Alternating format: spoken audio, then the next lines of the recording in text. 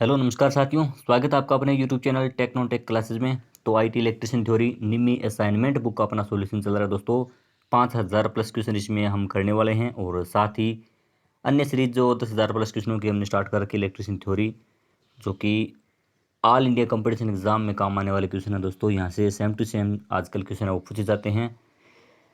तो प्लीज़ ये वीडियो को पूरी देखिएगा, चैनल को लाइक से सब्सक्राइब करना न भूलिएगा। आज का अपना 1 नंबर क्वेश्चन, हर वीडियो में आपको 20 से 25 क्वेश्चन करवाए जाते हैं दोस्तों, और हर एक क्वेश्चन का एक्सप्लेन किया जाता है। मैक्सिमम से मैक्सिमम क्वेश्चन है आपको करवाए जाते हैं। और कमेंट करके जरूर बताइएगा दोस्तों अगर किसी भी क्वेश्चन में डाउट हो। तो किसी प्रकार की यानी डायग्राम दिया गया है, आर्मेचर वाइंडिंग हमसे पूछी गई है। तो डायग्राम को थोड़ा सा जूम करने पर हमें दिखाया गया दोस्तों, यहाँ पर वाई बी है और यहाँ पर वाई एफ है, यानी वाई बी बैक पिच जो कि यहाँ पर बड़ी दिखाई गई है ग्रेटर देन फ्रंट पिच से वाई एफ से, यानी Y B greater than Y F. तो राइट आंसर इसका क्या रहने वाला है दोस्तों? ट्रिप्लेक्स है, डुप्लेक्स है और प्रोग्रेसिव लैप या रिट्रोग्रेसिव लैप है। तो यहाँ पर रहने वाली है दोस्तों ये दोनों ऑप्शन इसमें नहीं होने वाले। प्रोग्रेसिव यानी यहाँ पर कनेक्शन को ध्यान से देखने पर प्रोग्रेसिव है या रिट्रोग्रेसिव है, ये हमें ध्यान रखना है। तो ये है दोस्तों, यानी Y B greater than Y F. Back pitch का मान फ्रंट पिच के मान से हमेशा ही ज़्यादा हो, याद रखना दोस्तों, वो कौन सी होती है? Progressive lap winding. Right answer होगा सी ऑप्शन, यानी अपना राइट आंसर रहने वाला है दोस्तों सी ऑप्शन। अगला अपना क्वेश्चन है कि रिट्रोग्रेसिव वेव वाइंडिंग के लिए एवरेज पिच की गणना करनी है, और आर्मेचर चालकों की संख्या यहाँ पर 14, स्लॉट की संख्या 7, पोल की संख्या भी 2 बताई गई दोस्तों। रिट्रोग्रेसिव ऊपर जो अपना क्वेश्चन था उसके वेव के लिए एवरेज पिच की गणना, इसके लिए सूत्र होता है दोस्तों रिट्रोग्रेसिव के लिए, याद रखना। ये सूत्र है वो एग्जाम में पूछा जाता है सेम टू सेम कई बार। तो जेड प्लस माइनस 2 बट्टा में पी, यानी जेड चालकों की संख्या, और इसमें प्लस भी हो सकता है। प्लस कब होगा? प्रोग्रेसिव में, और माइनस कब होगा? रिट्रोग्रेसिव में। तो हमसे पूछा है, यानी हम दोनों तरीके से सोल्व करेंगे इसको।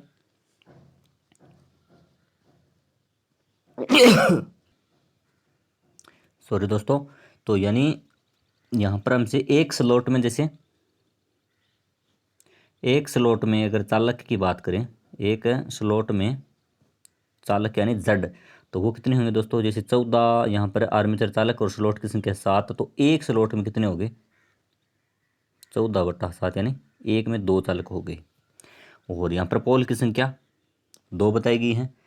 और अब बात करें सूत्र के आधार पर, तो जेड प्लस माइनस 2 बटा में पी।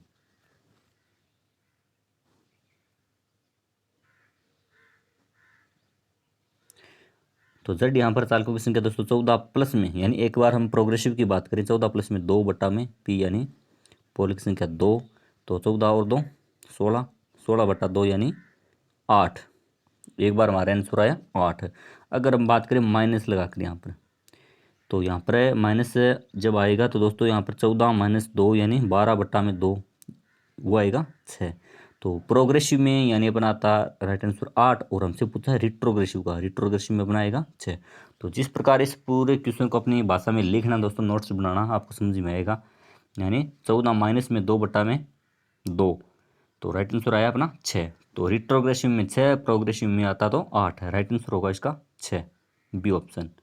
अगला अपना क्वेश्चन है कि प्रतिपेक्ष के बाद आर्मेचर के लिए किस प्रकार का फ्रिक्शन चित्रित किया गया है? एक डायग्राम हमें बताया गया है दोस्तों, यानी रिबाउंड कर दिया हमने आर्मेचर को, वाइंडिंग जला हुआ था, उसके बाद इसको रिबाउंड तैयार कर दिया है। उसके बाद में एक हम लास्ट में इसको फ्रिक्शन करते हैं, और वो फ्रिक्शन का डायग्राम दिया गया है। तो वो कौन सा है? डायग्राम में आप देख रहे हो यहाँ पर आर्मेचर के ऊपर पूरी है वो ब्लेड रखी हुई है स्लॉट के ऊपर। तो खुली कॉइल या शॉर्ट सर्किट या वोल्टेज ड्रॉप या ग्राउंडेड कॉइल, तो राइट आंसर इसका रहने वाला है दोस्तों शॉर्टेड कॉइल टेस्ट, यानी कॉइल की शॉर्ट सर्किट की जांच यहाँ पर की जा रही है। राइट आंसर होगा बी ऑप्शन। पूरे स्लॉट पर है वो और इस ब्लेड को रखा गया है।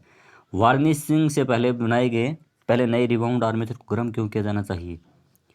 यानी आर्मेचर हमने तैयार कर लिया, उस पर वार्निश करनी है, तो वार्निश करने से पहले उसको गर्म करते हैं, क्यों करते हैं? सिंपल सा क्वेश्चन है दोस्तों, इससे नमी को बाहर निकालने के लिए, नमी सुखाने के लिए। राइट आंसर ए ऑप्शन होगा। आर्मेचर को गर्म किया जाता है, यानी इसमें से नमी पूरी तरह उसको सुखाकर ही उस पर वार्निश है वो की जाती है। अगला अपना क्वेश्चन है कि डीसी कंपाउंड मोटर के घूर्णन की दिशा कैसे बदल सकते हैं। कंपाउंड मोटर है दोस्तों, सीरीज एंड इस पर ध्यान रखना है ना, कौन सी मोटर बताई गई है, कंपाउंड है।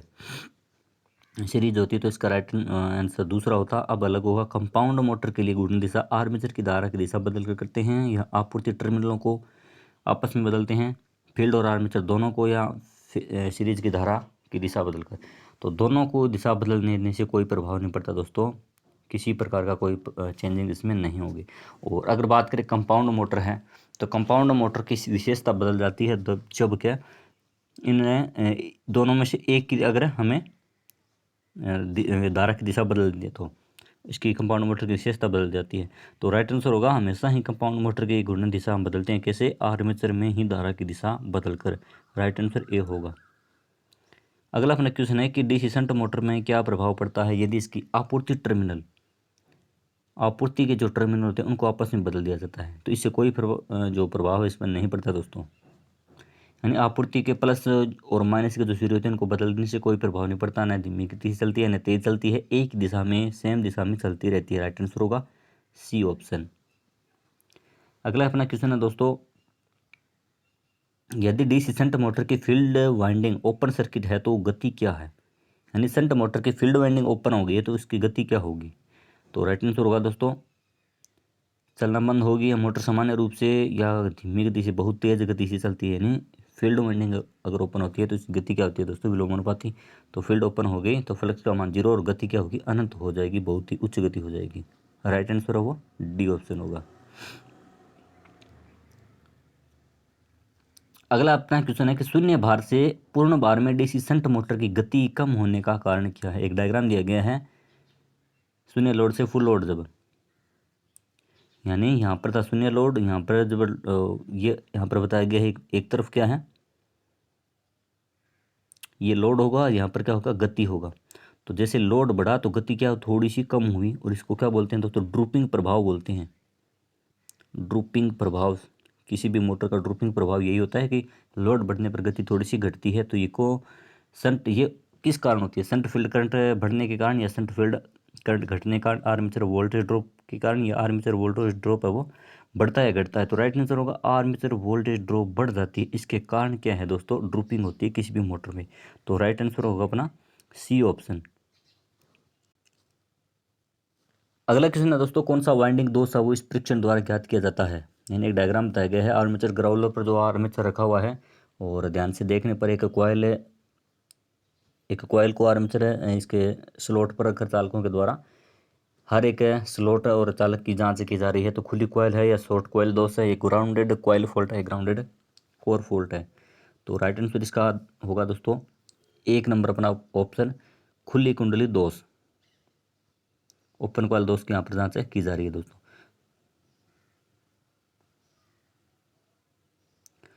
और अगला क्वेश्चन है 125 नंबर है, 3 फेज क्यूल केज मोटर की स्लिप की गणना करने का सूत्र क्या है। यहाँ पर 3 फेज इंडक्शन मोटर के सूत्र, जो 3 फेज मोटरों के जो क्वेश्चन है वो यहाँ से स्टार्ट होते हैं दोस्तों। 3 फेज क्यूल केज मोटर की स्लिप की गणना करने का सूत्र क्या होता है। तो राइट आंसर यहाँ पर होगा दोस्तों, अगर हमसे पूछे अंशीय स्लिप, या इसका दूसरा नाम होता है प्रतिशत, यानी प्रतिशत स्लिप का पूछता तो उसमें फॉर्मूला होता NS माइनस NR बटा में NS इंटू में 100, सिंक्रोनस गति माइनस रोटर गति बटा में सिंक्रोनस गति इंटू 100। ये तो होता जब अंशीय स्लिप या प्रतिशत स्लिप है वो ज्ञात करते उस समय। और अब यानी हमें से यहाँ पर सीधा स्लिप पूछा है, तो राइट आंसर इसका होगा NS माइनस NR, यानी ए ऑप्शन यहाँ पर इसका राइट आंसर रहने वाला है। अगला क्वेश्चन है कि कंट्रोल सर्किट का प्रकार दिखाया गया है, तो कौन सा होगा, ये इंचिंग है या रिमोट कंट्रोल है, ऑन है या ऑफ है, और फॉरवर्ड और रिवर्स कौन सा है। तो राइट आंसर होगा दोस्तों इसका इंचिंग सर्किट है, जो अपना मिक्सी और ग्राइंडर में होता है उसमें जो परिपथ होता है वो यहाँ पर दिखाया गया, इंचिंग कंट्रोल सर्किट है ये। राइट आंसर ए ऑप्शन होगा। अगला अपना क्वेश्चन है कि एसी मोटर के स्टेटर में कुल विद्युत डिग्री ज्ञात करने के लिए सूत्र कौन सा होगा। तो राइट आंसर पहले बात कर लेते हैं दोस्तों, डी ऑप्शन यहाँ पर रहने वाला है, कुल विद्युतिक डिग्री पोल इंटू 180 180 डिग्री। ये तो ये फॉर्मूला हो गया, यानी पोल ध्रुवों की संख्या और पोल। अगर यहाँ पर होता पोल बट्टा में, इस प्रकार भी लिख सकते थे, पोल बट्टा में 2 इंटू यांत्रिक डिग्री, यांत्रिक डिग्री भी यहाँ पर लिख सकते थे। और दूसरा फॉर्मूला था पोल बट्टा में 2, यानी पोल का आधा इंटू 360। तीनों एक ही सूत्र है दोस्तों, किसी भी फॉर्मेट में आ सकता है। यहाँ पर अपना इस फॉर्मेट में जो दिया गया राइट आंसर डी होगा। अगला अपना क्वेश्चन है कि एसी मोटर का एक स्टार्टर दिया गया है, तो कौन सा ये स्टार्टर होगा। डायग्राम को ध्यान से देखने पर तो डीओल है या ऑटो ट्रांसफार्मर का है या अर्ध यानी सेमी ऑटोमेटिक है या फुली ऑटोमेटिक है। तो ये दोस्तों है ऑटो ट्रांसफार्मर का स्टार्टर। तो राइट आंसर होगा B option, auto transformer starter. ध्यान से देखने पर इसको पूरा डायग्राम पता चलता है दोस्तों। अगला अपना क्वेश्चन है कि 3 फेज इंडक्शन मोटर की सिंक्रोनस गति ज्ञात करने का सूत्र कौन सा होता है। सिंक्रोनस गति ज्ञात करने का सूत्र कौन सा होता है। तो राइट आंसर है यही होगा दोस्तों, सिंक्रोनस गति NS बराबर F इंटू 120/P, यानी पोल की संख्या जो यहाँ पर है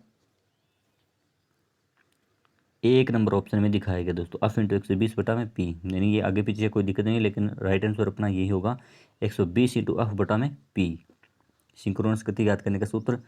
और फुल लोड पर यदि 10 HP की मोटर चलानी है तो फ्यूज कितने एम्पीयर का लगेगा।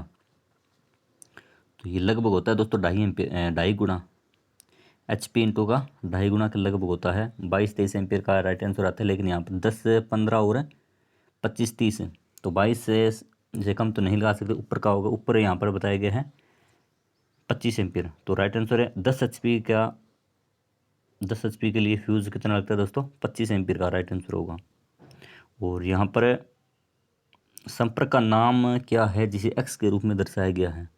डायग्राम को ध्यान से देखने पर जो ये एक्स दिखाया गया है, ये हमसे पूछा है कि पूरे सर्किट में जो ये संपर्क बिंदु होते हैं, कॉन्टैक्ट पॉइंट होते हैं, ये कौन से होते हैं। जो इंचिंग सर्किट होता है उसमें लगे होते हैं दोस्तों ये। तो स्टार है या डेल्टा है या सहायक संपर्क यानी ऑक्सिलरी हैं या ओवरलोड और रिले के हैं। तो दोस्तों ये है ऑक्सिलरी कॉन्टैक्ट, सहायक संपर्क। तो राइट आंसर होगा सी ऑप्शन। अगला अपना है एसी मोटर स्टेटर वाइंडिंग का प्रकार क्या है। पूरी वाइंडिंग को ध्यान से देखना है डायग्राम को, और सिंपल सा क्वेश्चन कई बार पूछा जाता है पूरा डायग्राम देखकर कि नाम क्या, सिंगल लेयर बास्केट वाइंडिंग है या डबल लेयर है, ये जटिल है यानी इनवॉल्यूट है, डायमंड है, कौन सी है। तो राइट आंसर होगा दोस्तों सिंगल लेयर है ये, यानी एक लेयर यहाँ पर बताई गई है जो चलती जा रही है। तो राइट आंसर होगा सिंगल लेयर बास्केट वाइंडिंग है। अगला अपना क्वेश्चन है कि एसी 3 फेज इंडक्शन मोटर की प्रतिशत स्लिप की गणना करने के लिए सूत्र, जो हमने ऊपर के क्वेश्चन में बात की थी, प्रतिशत स्लिप या दूसरा नाम होता है अंशीय स्लिप, अंशीय स्लिप। तो वही इसमें लगने वाला formula NS minus NR/NS into 100, A option इसका राइट आंसर रहने वाला है। अगला अपना क्वेश्चन है नियंत्रण सर्किट किस प्रचालन में उपयोग किया जाता है। विच ऑपरेशन है द कंट्रोल सर्किट, ये जो सर्किट बताया गया है इसमें ये कहाँ पर काम में आता है। ऑक्सिलरी कॉन्टैक्ट जो लगे थे दोस्तों, तो ये है अपना वही इंचिंग सर्किट, रिमोट इंचिंग, अनुक्रमिक या आगे और पीछे। तो राइट आंसर होगा इंचिंग सर्किट है दोस्तों, ध्यान से देख लेना ये। और 3 फेज इंडक्शन मोटर में वाइंडिंग के बीच फेज विस्थापन कितना होता है। 3 फेज के लिए यहाँ पर पूछा है, 3 फेज के लिए होता है दोस्तों 120 डिग्री। अगर यहाँ पर पूछते 2 फेज, 2 फेज के लिए कितना 90 डिग्री, 4 फेज के लिए भी कितना होता है 90 डिग्री। याद रखना दोस्तों, कई बार घुमाने के लिए क्वेश्चन है पूछ लिया जाता है। 3 फेज के लिए 120 डिग्री होगा, 2 फेज के लिए पूछे तो 90 है, 4 फेज के लिए भी 90 जो समकोण पर होते हैं 2 फेज और 4 फेज आपस में। तो आज के लिए इतना ही, मिलते हैं नेक्स्ट वीडियो में, तब तक के लिए जय हिंद जय भारत है दोस्तों। चैनल को सब्सक्राइब और वीडियो को शेयर लाइक जरूर कर दीजिएगा। आपका दिन शुभ हो।